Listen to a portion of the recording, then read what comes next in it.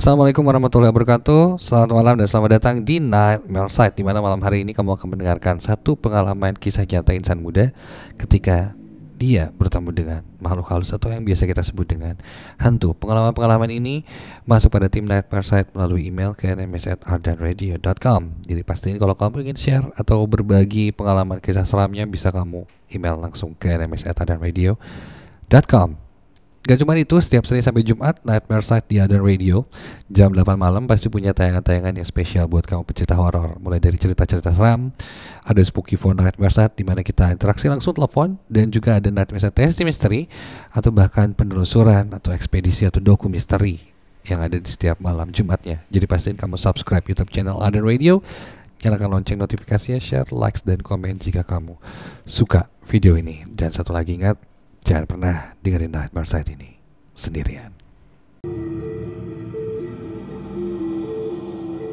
Namaku Agni. Pengalamanku ini berhubungan dengan mendengarkan Nightmare Side di Radio Ardan. Sering sekali terdengar sebuah jargon atau mungkin ciri khas dari Nightmare Side, yaitu jangan pernah dengerin Nightmare Side ini sendirian.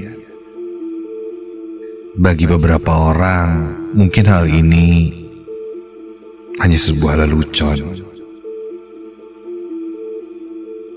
sebuah hal atau kalimat yang dibuat hanya untuk menakut-nakuti.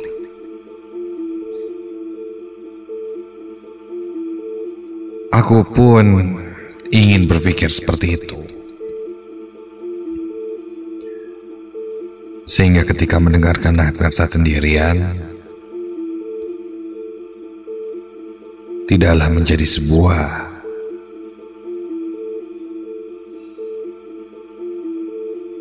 pengalaman yang menyeramkan, tapi apa yang kuceritakan malam ini menjawab semuanya. Saat itu aku mendengarkan Nightmare Side di Radio Ardan. Aku mendengarkannya dari rumah. Di rumahku, aku tinggal bersama orang tuaku. Yang memang ketika sudah hampir jam 10 malam, mereka biasanya sudah beristirahat. Dan ketika itu, aku mendengarkan Nightmare Side bersama dengan kakak perempuanku, yang biasanya aku panggil dia Teteh. Acara dimulai. Aku dan Teteh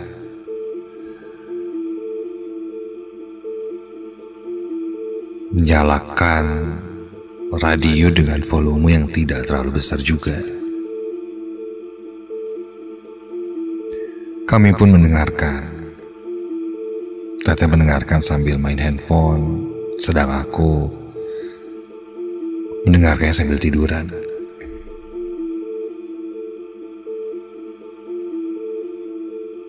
Dan aku masih ingat saat itu aku mendengarkan satu cerita yang bercerita tentang perempuan yang saat itu ibunya meninggal. Lalu mesin jahit ibunya yang ada di rumah sering menyala sendiri.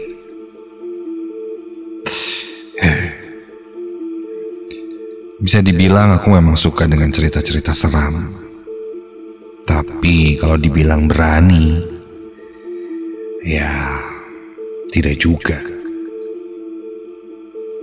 Wajar-wajar sajalah. Kulihat kakak perempuanku saat itu sudah agak mengantuk. Lalu ku bilang, jangan tidur ya. Dan kalaupun mau tidur, kasih tahu aja. Nanti radionya biar dimatiin. Begitu kataku pada kakak.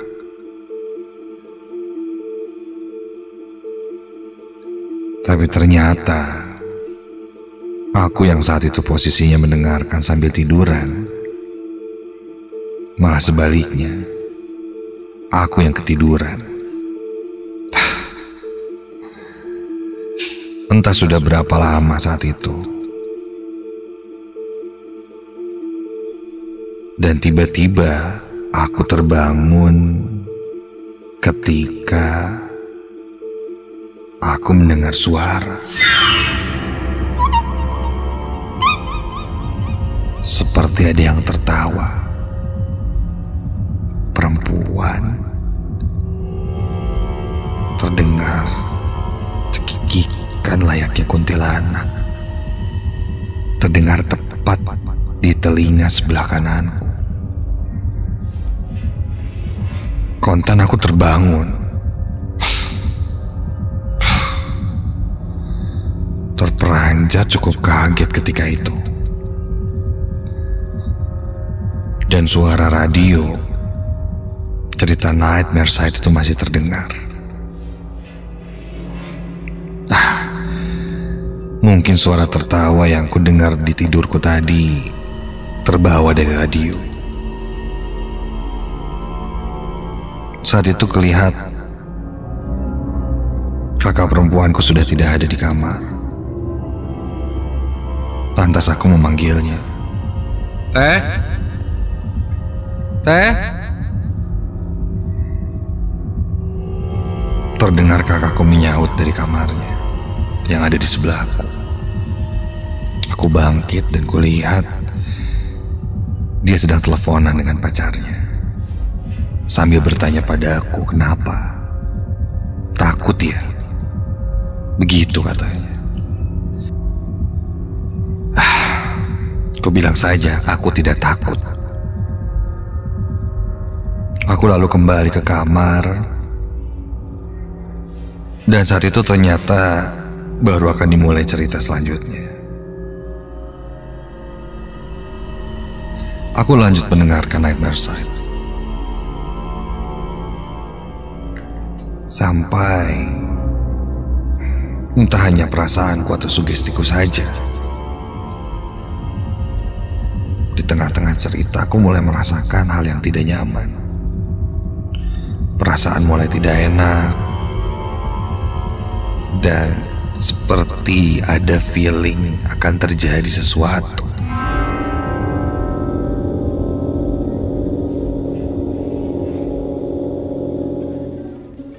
Teh? Teh? Aku coba panggil kakakku. Barangkali dia masih mau menemaniku mendengarkan Nightmare Side. Namun panggilanku tidak dijawab. Dan ketika aku lihat ke kamarnya,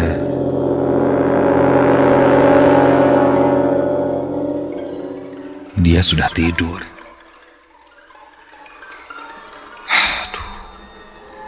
Dan tanpa disadari aku dengerin Nightmare Side sendirian.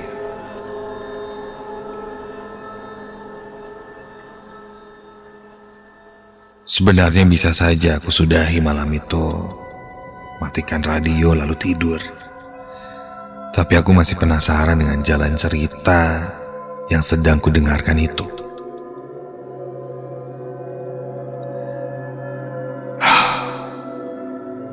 Kuputuskan untuk melanjutkan mendengarkan Nightmare Side sendirian. Meskipun suasana yang kurasakan kali ini tidak lagi sama seperti sebelumnya. Ada rasa takut. Ku tarik selimut dan aku tutupi seluruh badanku dengan selimut, termasuk kepalaku.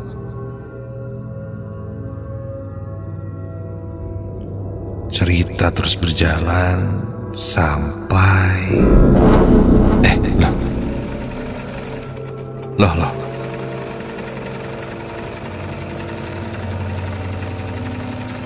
Tak lama kemudian aku mendengar ada suara mesin jahit.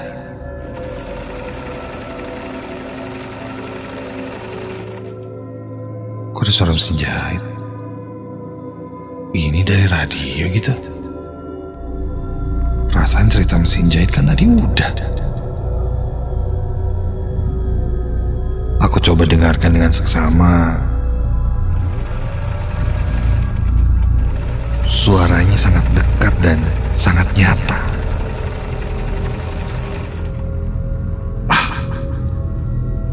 Jangan-jangan dari sebelah rumah. Di samping rumah aku tepat ada sebuah tempat konveksi. Ada mesin-mesin jahit di sana, dan kadang memang terdengar suara mesin jahit atau kegiatan dari rumah sebelah sampai ke kamarku. Karena memang sangat menempel dengan kamarku. Tapi konveksi tersebut sekarang sudah kosong. Sudah lama tidak beroperasi. Hampir 2 tahun. Mungkin mesinnya masih ada beberapa yang tertinggal di sana. Tapi selama 2 tahun itu tidak pernah ada orang yang datang ke sana. Apalagi ini hampir tengah malam. Suara deru mesin jahit itu masih terdengar.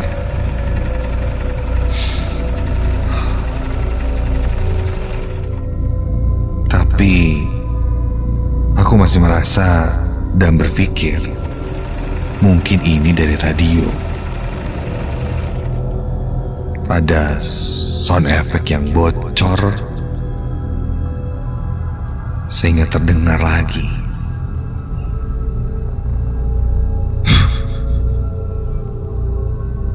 Aku pun akhirnya mencoba berspekulasi. Ketika suara itu masih terdengar, aku coba matikan radio. Bahkan aku cabut kabelnya untuk memastikan bahwa suara ini dari radio atau bukan. Dan ketika radio ku matikan dan ku cabut listriknya,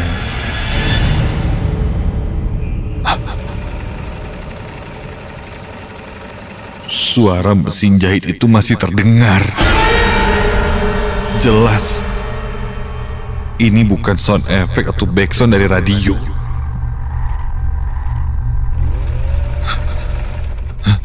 Radio jelas mati dan suara itu masih terdengar. Sangat nyata dan itu siapa?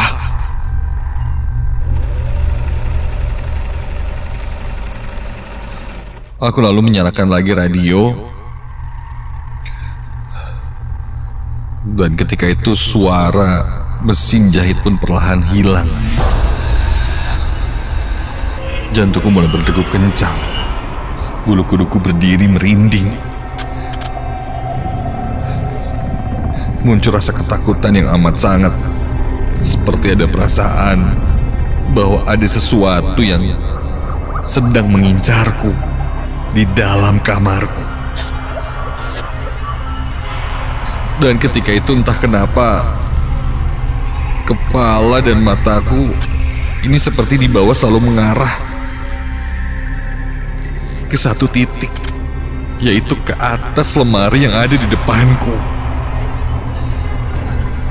Ku coba untuk menahannya, tapi entah kenapa seperti ada panggilan yang membuatku harus melihat ke arah atas lemari di kamarku itu. Sampai akhirnya aku pun melihat ke arah lemari dan astaga, terlihat ada satu sosok yang sedang duduk berjongkok di atas lemari. Sosok perempuan dengan wajah yang rusak. Kain putihnya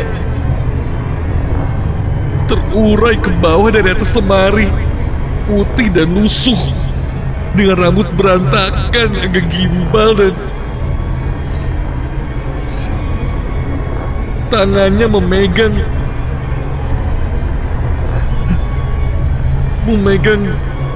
lemari dengan kuku yang sangat panjang.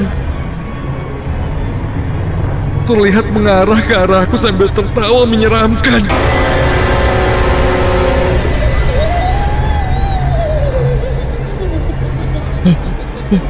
Kontan aku langsung menutup semua badanku dengan selimut.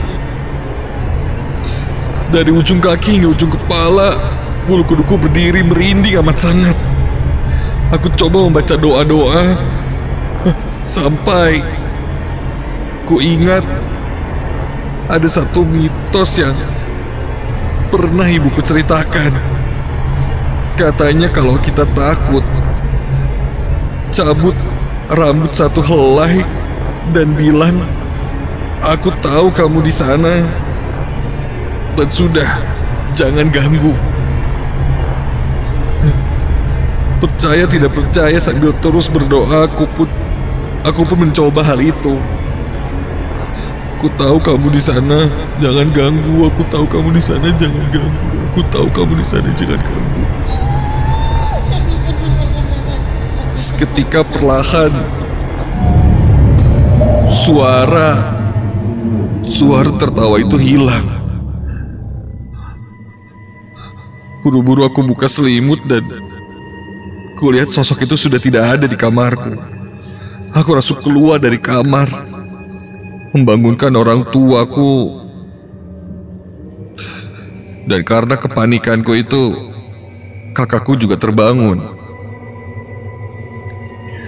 Aku ceritakan apa yang terjadi malam itu. Mungkin ini gara-gara aku mendengarkan Nightmare Sight sendirian. Hingga akhirnya ada yang datang dan terpanggil, persis seperti kejadian yang diceritakan di Nightmare Sight. Sejak saat itu, aku tidak mau lagi mendengarkan Nightmare Sight sendirian. Oh iya, satu hal lagi. Ketika ku bilang, ku lihat dan ku sapa kakakku yang sedang menelepon malam itu, ternyata kakakku tidak melakukan itu.